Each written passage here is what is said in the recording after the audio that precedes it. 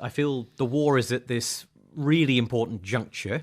President Trump is trying to reopen the Strait of Hormuz by military means, through threats against Iranian power plants, and to seek to end the war through diplomatic talks.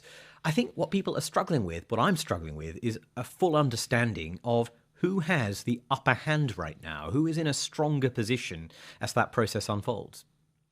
Iran. I think, and I regret having come to this conclusion because, like many MI6 officers of my generation, we faced the violence and brutality of the IRGC for most of our careers. Just the Islamic Revolutionary Guards Corps. Yeah. So there is no love lost between us. And I shed no tears for Ali Khamenei, who was killed at the beginning of this war. But the reality is that the US underestimated the task, and I think, as of about 2 weeks ago, lost the initiative to Iran.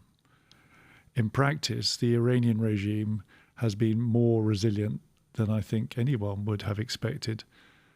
They took some good decisions, actually, as early as last June, about dispersing their military capability and delegating the authority for the use of those weapons, which has given them significant extra resilience against this incredibly powerful air campaign. They have embarked on what's technically called horizontal escalation, i.e. firing rockets at anybody within range, which at the time, honestly, Shawshank, I thought was nuts, but in fact has been a very good way of putting in direct price on the US. Sort of worked. And then they've understood the significance of the energy war and held the straits at threat and globalized, and essentially not internationalized, just globalized the conflict in a way that gives them some weapons. So they've played a weak hand pretty well.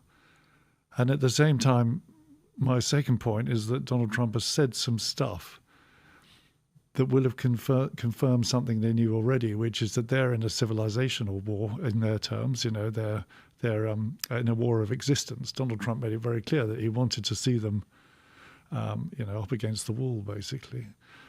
Whereas America has embarked on a war of choice.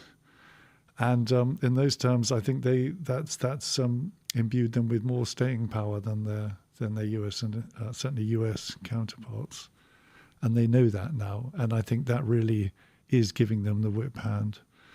And then finally, there's a very technical point, which you'll be as expert or more expert on than I am, which is about stocks of drones and the reality, as I understand it, that whilst this has been an almost perfectly executed military campaign from the air, you can't reduce the threat to zero.